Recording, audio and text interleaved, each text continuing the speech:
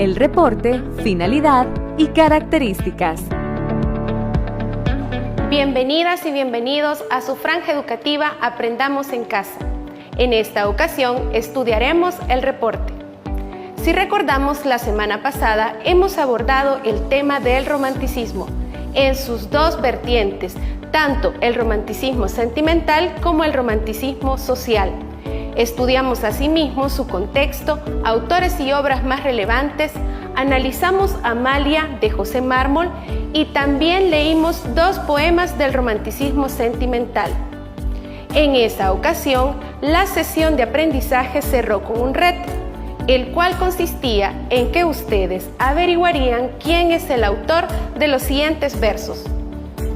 Es con voz de la Biblia o verso de Walt Whitman que habría que llegar hasta ti, cazador. Primitivo y moderno, sencillo y complicado, con un algo de Washington y 4 de Nimrod. Eres los Estados Unidos, eres el futuro invasor de la América ingenua, que tiene sangre indígena, que aún reza a Jesucristo y aún habla en español. ¿Quién es el autor de estos versos? Lo conoceremos al final de esta sesión de aprendizaje. Esta semana nos concentraremos en los textos no literarios, es decir, aquellos que referencian o exponen información. Entre los textos no literarios más habituales podemos encontrar los humanísticos, los científicos, los administrativos, los jurídicos, los digitales, así como el informe y el reporte. Por otra parte, ahora debemos preguntarnos qué situaciones de la vida cotidiana se prestan para poder elaborar un reporte. Antes de poder ampliar todas las posibilidades, veamos cuál es la definición de un reporte. El reporte es una comunicación dirigida a una o varias personas con el propósito de presentar información sobre un tema preciso. En él se sistematiza la información, la cual pueden ser datos o resultados de una investigación bibliográfica, empírica o mixta. Tipos de reporte. El primero es el reporte escrito. Este pretende que la persona interesada en la información aplique la metodología más adecuada para crear su reporte. En él se detallará el planteamiento, análisis y solución del problema. En este caso, se planteará como un resumen de los aspectos más importantes que tiene su trabajo. El reporte técnico es un mecanismo para presentar resultados o avances de los proyectos, en los que se desarrollará la parte técnica de forma breve, previo a una publicación. Hay también reportes que no necesariamente sirven para ser publicados, sino que quedan como información histórica del proyecto. En estos casos no existe un formato determinado, sino que se deja a libertad del autor cómo se planteará. En un reporte podemos incluir diferentes tipos de información, entre estos datos de una investigación bibliográfica, avances de un proyecto técnico, el estado de arte de un tema en particular, diagramas, las propuestas para una tesis, los apuntes de un seminario, de un taller, entre otros. Características del reporte. Claridad, concisión, debe ser personal, debe tener un orden lógico, debe ser breve y presentar un estilo narrativo. Puede ser subjetivo, pero siempre apegado a la realidad. Imaginemos ahora que debemos realizar un reporte acerca del origen de la palabra cipote. ¿Cómo lo haríamos? El primer paso es la búsqueda de la información. El segundo es la selección de las fuentes más pertinentes. El tercer paso es la redacción del resumen de estas fuentes. El cuarto paso es establecer conclusiones. Un quinto paso es poder agregar la bibliografía utilizada para tu trabajo. Así daremos unidad a todo el texto. ¿Sabías que en Madrid está ubicado el Museo del Romanticismo, el cual fue fundado por Benigno Vega Inclán en un palacio neoclásico del siglo XVIII? Congelado en el tiempo, el museo traslada al visitante al siglo XIX, mostrando las particularidades de una época marcada por la ruptura con lo anterior y por una rica producción artística y literaria, caracterizada por la evasión del mundo, la importancia de los sentimientos, la melancolía y el misterio. A continuación, estudiaremos algunos ejemplos de reportes.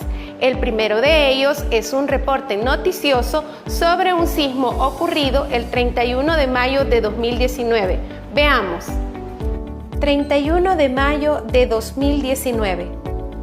Este día, a las 3:03, hubo un sismo de magnitud de 6.8 frente a las costas del Departamento de la Libertad y fue sensible en todo el territorio nacional, por lo que la Dirección General de Protección Civil informa a la población de manera preliminar las afectaciones presentadas desde las 3:03 hasta las 3 p.m., presentándose un total de 99 afecciones, que van desde pequeños derrumbes, viviendas destruidas, centros escolares y edificios de salud dañados hasta calles afectadas.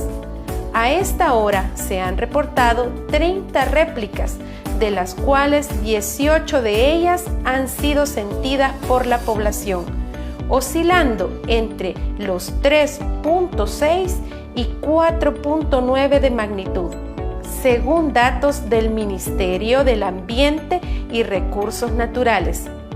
No se descarta que este sismo genere la activación de fallas locales, presentándose un sismo sentido de magnitud 2.6 en Santiago Texacuangos, departamento de San Salvador, y otro de 2.9 de magnitud en la zona de Tecapa, municipio de Berlín, departamento de Usulután. Ante cualquier sismo, guarda la calma, busca un lugar seguro dentro de las edificaciones y protégete de objetos sueltos que puedan caer desde lo alto. Evacuar de manera ordenada, dirigiéndose a un sitio marcado como seguro o a un lugar despejado. El texto que acabamos de observar es un ejemplo de reporte noticioso. Ahora bien, debemos analizarlo a partir de las preguntas de lectura comprensiva que se presentan en tu guía de autoaprendizaje. La primera de ellas es ¿qué tipo de información nos presenta el texto? En el texto se nos da información literal. Para ello te recomiendo que hagas una lectura para identificar toda la información que nos da el texto acerca del sismo, su magnitud, las consecuencias y las recomendaciones de prevención a la población salvadoreña. La segunda pregunta es ¿a quién está dirigido el texto? El texto está dirigido en general a la población salvadoreña y en concreto a las autoridades o entes de gobierno que velan por el bienestar de la misma. La tercera pregunta es sobre el tipo de lenguaje, si es un lenguaje claro, entendible, dirigido para todo público. En esta pregunta debes hacer una valoración personal, identificar aquellos rasgos del lenguaje formal o expositivo que caracterizan al reporte. La última pregunta es ¿cuál es el propósito comunicativo del texto? También es una pregunta que debes responder a partir de una valoración personal. ¿Logra el objetivo el texto?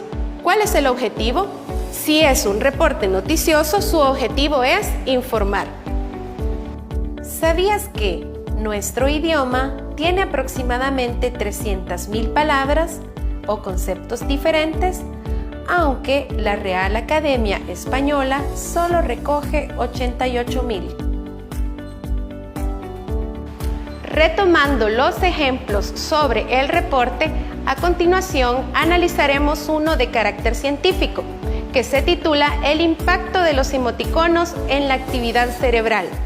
Para ello estudiaremos los 3 aspectos básicos de todo texto informativo, es decir, introducción, desarrollo y conclusiones. Recuerda que este fragmento también está en tu guía de autoaprendizaje de la semana 3. Veamos. Introducción. Presenta los antecedentes del tema de estudio y su importancia. Se define el propósito de investigación y en ella se presentan las ideas que se expondrán. Desarrollo. Es la parte fundamental del informe. Es donde se presenta la información o resultados de la investigación de forma clara y ordenada. Asimismo, es donde se encuentra el desarrollo de las ideas del tema investigado. Cierre o conclusiones. El texto finaliza con una valoración del tema tratado. Además, se sintetiza la información destacando su importancia. El ejemplo que acabamos de observar es de carácter científico. Para analizarlo, tu guía de autoaprendizaje propone algunas preguntas de comprensión lectora. Veamos a continuación. La primera de ellas es: ¿cuál es el propósito comunicativo del texto? La segunda es: ¿cuál es tu opinión sobre el uso del lenguaje en el mismo? La tercera: ¿cuál es tu opinión sobre el uso de los emojis o emoticonos en la comunicación digital? Sobre estas últimas, debes volver al texto, retomar información pertinente y elaborar tus propias valoraciones. Ahora bien, ¿cuál es tu opinión acerca de la importancia del reporte? El reporte en el ámbito académico nos ayuda a sistematizar información. Por lo tanto, no solo es una tarea, sino un mecanismo útil para poder organizar información y poder compartir con otros lo que hemos aprendido. El término emoticono es la adaptación gráfica propuesta para el acrónimo inglés emoticon. Está compuesto por los términos en inglés emotion, emoción y icon, icono. Retomando nuestro tema y las tareas puntuales de la semana, te ayudaré a definir un plan para elaborar tu reporte. Lo primero que debemos hacer es seleccionar un tema de tu interés. Lo segundo es contestar las siguientes preguntas para hacer un punteo de ideas sobre aquellos aspectos más importantes que te ayudarán a definir con objetividad cuáles son los propósitos de tu reporte. ¿Cuál será el propósito de mi reporte? ¿Para qué escribo el reporte? ¿Cómo lograré que mi reporte cumpla el propósito que he definido? ¿Hacia qué público irá dirigido mi reporte? Describo las características del lector. ¿Qué tipo de fuentes de información consultaré? ¿De dónde obtendré la información? ¿Qué características debe tener el reporte que escribiré? Continuando con nuestra sesión de aprendizaje, en esta ocasión hablaremos de nuestra autora de la semana, Claudia Lars. Si bien la literatura salvadoreña tiene diferentes exponentes que participaron de los movimientos literarios latinoamericanos, nuestra autora se inscribe en un modernismo que estuvo entre siglos, es decir, siglo XIX, siglo XX. Su poesía en particular estuvo marcada por esta estética. En la colección de Biblioteca Básica de Literatura Salvadoreña encontrarás algunos títulos que te servirán para conocer más de esta escritora. Claudia Lars fue el seudónimo utilizado por la autora Margarita del Carmen Brannon Vega, para firmar su obra literaria. Su vida transcurrió en El Salvador. Sin embargo, trabajó varios años en Estados Unidos como profesora de español. Posteriormente volvió a su país de origen, donde comenzó su carrera como poeta y también como colaboradora de diversos medios. Claudia Lars consiguió varios premios y nominaciones a su obra, siendo finalmente considerada como una de las grandes voces de la literatura salvadoreña en el siglo XX. Entre su importante producción, habría que destacar títulos como Estrellas en el Pozo, Donde llegan los pasos, Tierra de infancia, La casa de vidrio, Presencia del tiempo, Del fino amanecer o Girasol, entre otros. Siguiendo con nuestra sesión de aprendizaje, te ayudaré a recapitular cuáles son las tareas puntuales de la semana. La primera de ellas es elaborar un plan para la escritura de tu reporte.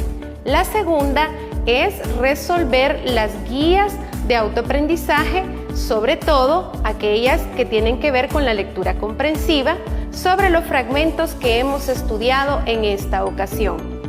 Por otra parte, para darte un ejemplo concreto sobre el tipo de reporte que debes redactar, te presento a continuación un video sobre El niño con el pijama de rayas, el cual presenta datos concretos acerca del libro y hace una comparación con la película. Veamos a continuación. Hola, yo soy Alejandra y hoy hablaré del niño con la pijama de rayas. Esta novela fue escrita por John Boyne y fue publicada en el 2006 en la editorial Salamandra. La editorial que lo publicó en español es Salamandra y en esta edición, que es la sexta, tiene más de 200 hojas. El niño de pijama de rayas habla de Bruno, un niño de 8 años que es hijo de un general nazi que se muda de Berlín a una casa de campo que colinda con un campo de concentración. Esto Bruno no lo sabe. En una de sus aventuras recorre el lugar y se encuentra con Shmuel, un niño judío que se encuentra dentro del campo de concentración. Se preguntarán por qué elegí esta historia. Cuando yo tenía 13 años comenzó a gustarme el tema de la Segunda Guerra Mundial y empecé a leer muchos artículos y ver varios documentales. Este libro fue la primera novela que leí al respecto. Es decir, es una historia ficticia, pero que se basa en ese hecho.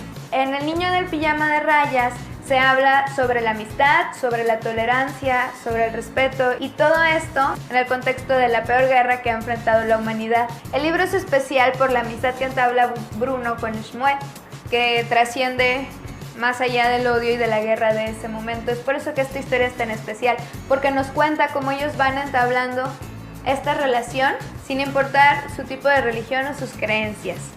El niño del pijama de rayas es una historia muy ágil, es una lectura muy fácil. Yo la terminé de leer en un día.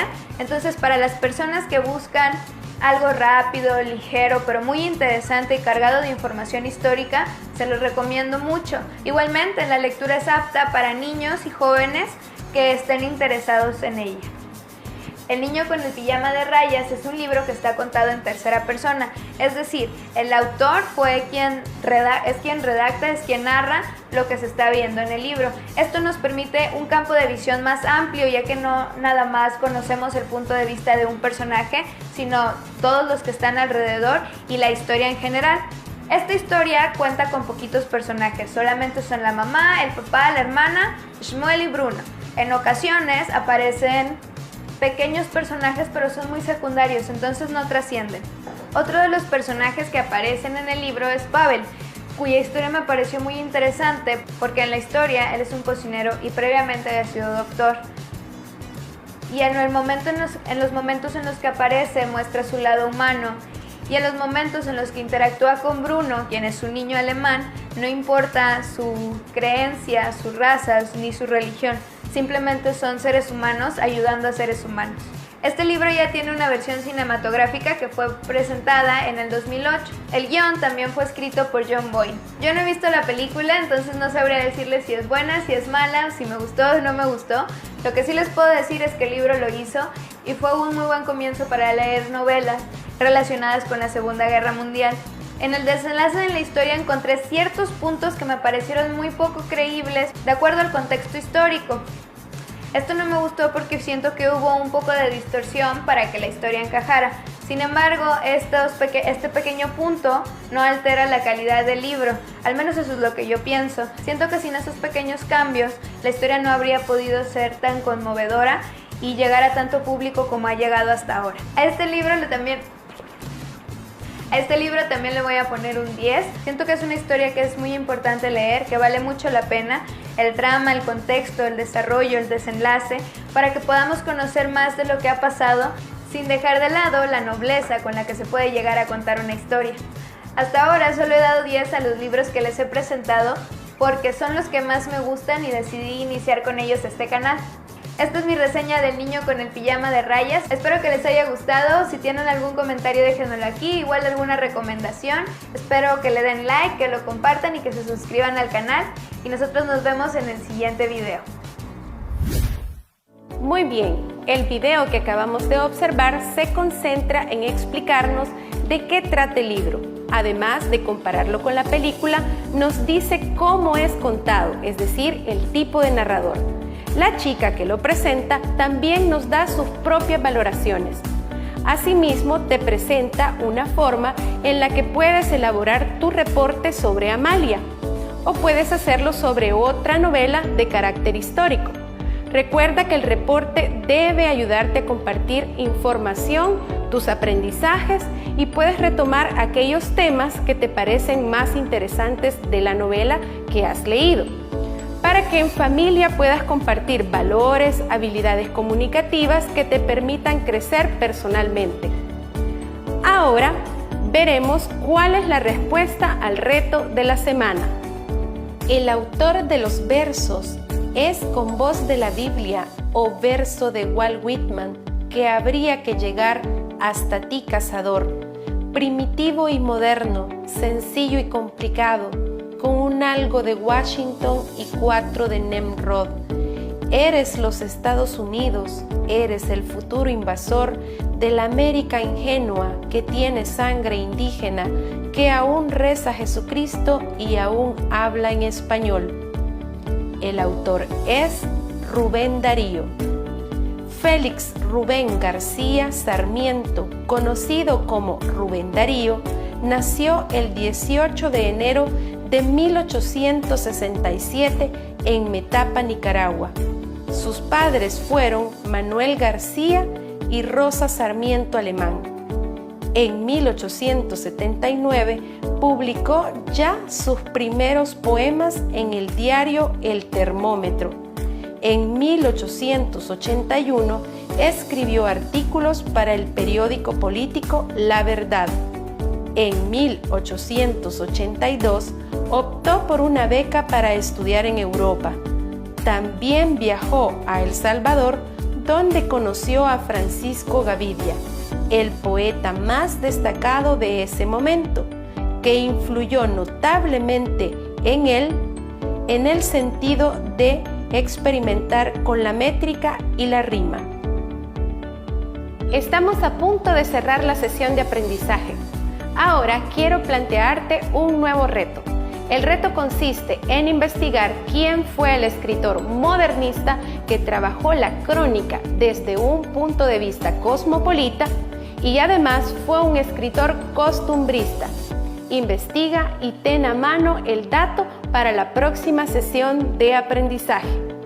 Por otra parte, también quiero recordarte que puedes volver sobre esta sesión buscando el resumen que te presenta la página de Canal 10 en Facebook, o bien puedes buscar la clase que te interesa para resolver alguna duda en el canal de YouTube Aprendamos en Casa.